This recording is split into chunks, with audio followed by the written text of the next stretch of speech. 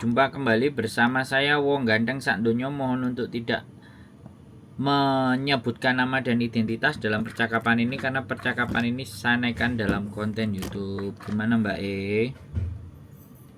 Iya, ini Mas mau tanya ya. Adik saya kan bulan 6 April kan habis. Nah, minggu kemarin kan ke urgent.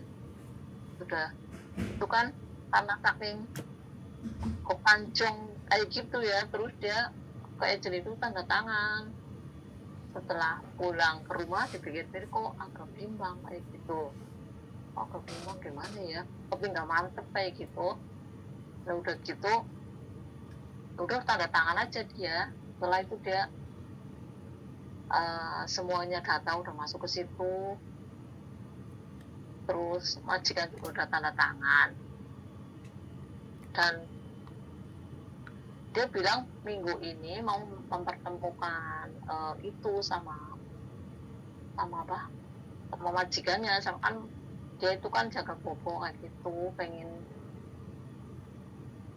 ketemu sama bobonya kayak gitu. Tapi kok sepertinya itu agent itu ngetik banget bahwa harus medical dulu kayak gitu. Apakah bisa kayak gitu loh, misalkan datanya diambil kayak gitu, kena denda nggak ya Mas? Cancel. Ya mau di cancel kayak gitu. Tanya. Cancel itu nggak ada masalah. Nggak ada masalah. Paling dampaknya nanti agentnya ngamuk-ngamuk. Iya, itu udah pasti. Ya sudah, ya saya nggak jadi. Terus maksudnya mau pakai majikan yang lain atau alasan apa, kan kayak gitu. Cancel kan pasti ditanyain kamu kenapa nggak mau, kenapa dulu kemarin nggak ngomong, kan kayak gitu tuh. Iya. Waktu itu apa, tapi apakah itu semua data udah masuk ke imigrasi belum ya Mas ya? Ya Wong masih belum medical kok. Sih. Oh kayak gitu, kalau belum medical Kan gini nih Mbak, gitu ya. prosedurnya itu kalau Iya. proses itu kan medical. Habis medical terus dimintakan tanda tangan ke KJRI. Medical itu perlu untuk dilampirkan di KJRI ya.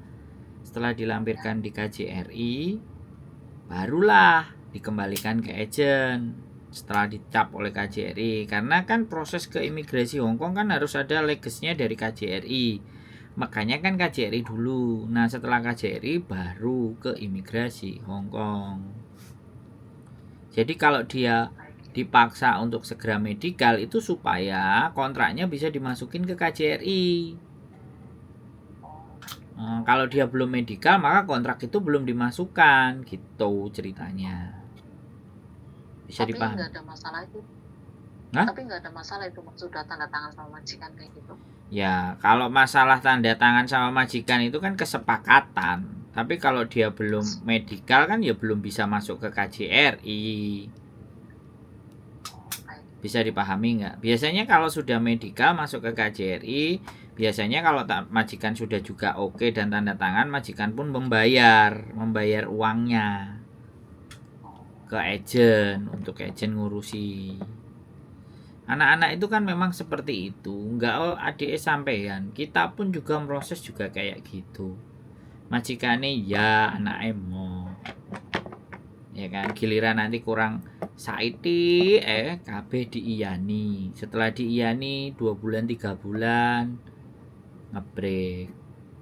Jadi kita sekali lagi ya, orang-orang kita itu begitu, karena kalau Hongkong ya komitmen gitu. Karena ketika dia sudah mau, orang Hongkong itu bayar Mbak.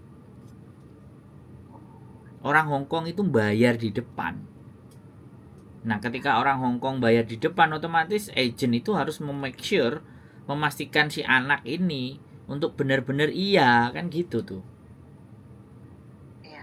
Jangan sampai ya kan, majikan sudah iya kasih duit, anaknya nggak mau. Nggak maunya ngomongnya sudah seminggu, sudah 2 minggu, udah 3 hari, udah 4 hari. Ya otomatis kan agent itu jadinya anak ini kok pelin-pelan.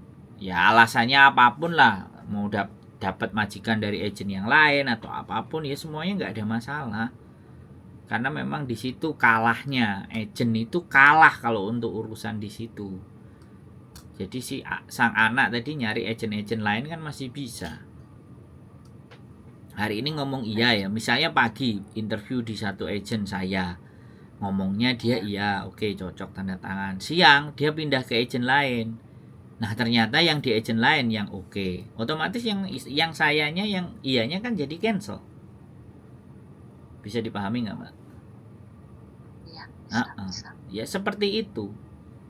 Makanya kenapa banyak agent-agent ya memproses itu dibilang di telepon nggak bisa, jahat dan semuanya.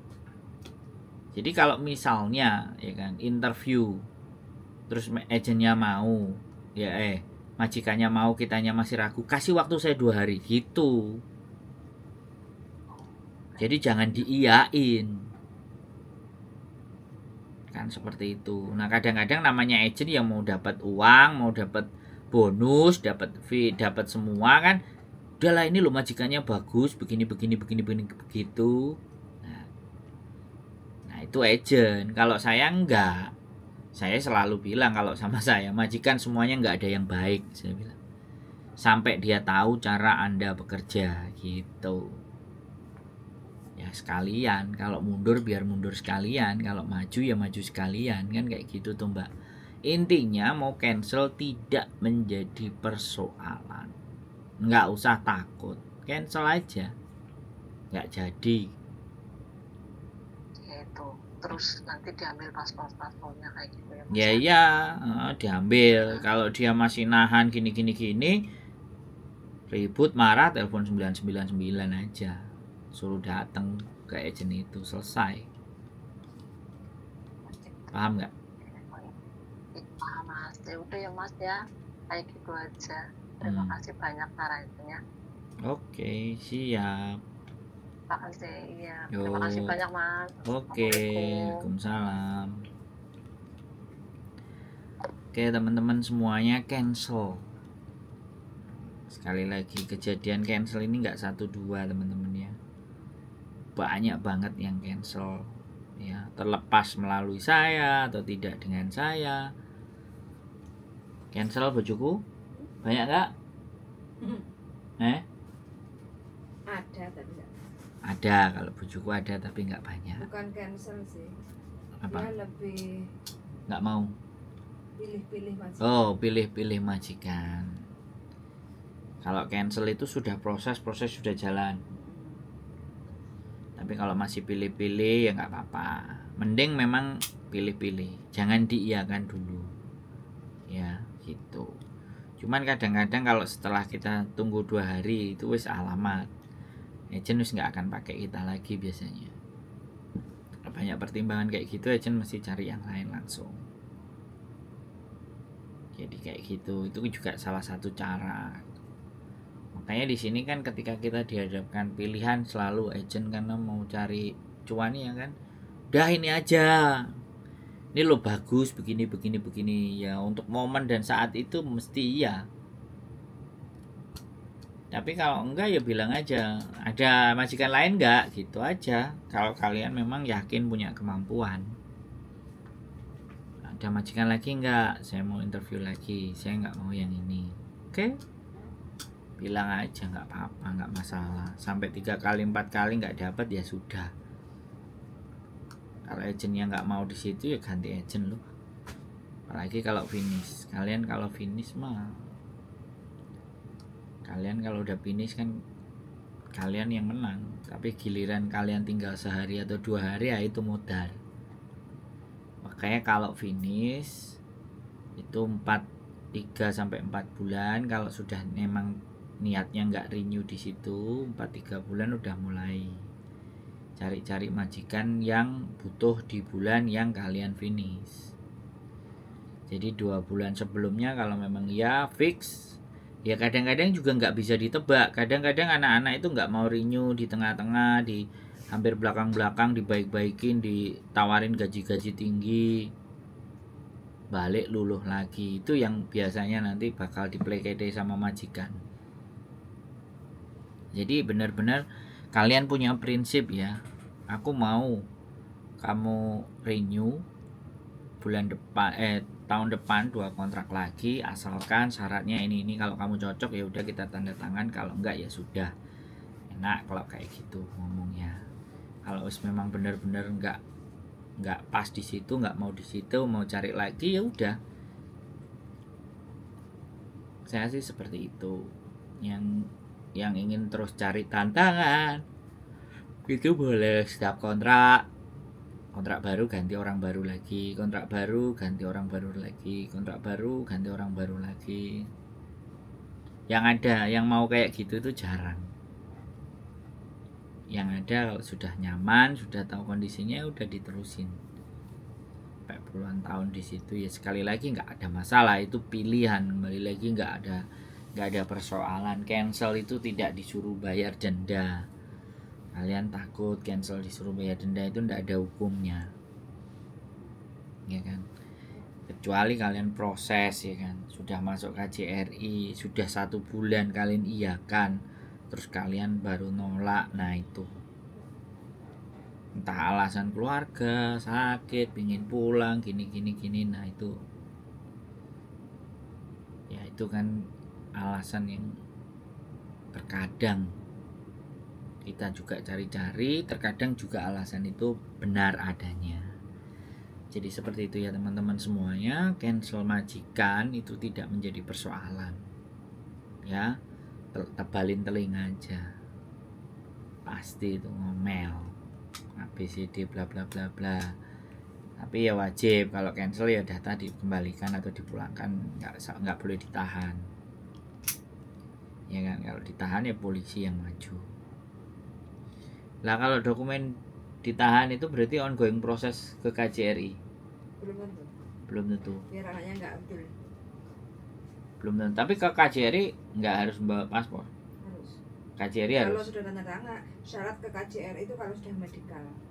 Nah ya kan tadi bener kan ya ngomong, berarti kalau udah medikal baru bawa ke KJRI. Makanya tadi kan dipaksa suruh medikal duluan supaya dikunci. Tanda tangan anaknya kan belum medikal. Kalau belum medikal kan masih belum masuk kemana-mana. Nah masuk KJRI itu harus ada paspor, berarti paspor harus ikut sama agent. Dan itu berapa? 1 minggu? Enggak. 2 hari lah. 2 hari. 2 hari. Nah 2 hari masuk. Konsulat itu nggak nahan, cuma lihat waktu submit itu aja dilihat, baru dibalikin lagi. Oh gitu ya teman-teman, nggak ditahan, ya kan? Nah apalagi kalau masuk ke imigrasi, sama dilihat dok, dibalikin. Imigrasi nggak ada nahan asli kecuali kontrak kerja. Begitulah, tidak ada yang menahan yang asli kecuali kontrak kerja kalau imigrasi. Kalau KJRI malah sama sekali nggak ada yang nahan. Juga sama, kontrak kerja diambil 1. Oh, kontrak kerja diambil 1. Begitulah teman-teman semuanya ya. Sekali lagi, ya wes pikirkan baik-baik ketika memilih majikan. Nggak apa-apa kalian mau pilih-pilih finish kontrak, it's no problem. Tapi kalau sudah kalian milih, sudah masuk proses, sudah di imigrasi terus cancel, itu juga sebenarnya nggak ada masalah ya. Nah, cuman kembali lagi mengecewakan banyak pihak gitu. Karena majikan sudah menunggu. Majikan itu nunggunya nggak sebentar ya teman-teman. Dari dia bayar itu paling cepat itu 2 bulan, kecuali renew ya. Kalau ganti majikan itu paling cepat itu 2 bulan kan. Proses sama, tergantung kapan masukin ke imigrasi. Nah ya dari terhitung masukan 6 minggu. apply itu berapa? 6 minggu. Nah, 1 minggu 6 minggu, 1 bulan setengah, paling cepat bisa turun.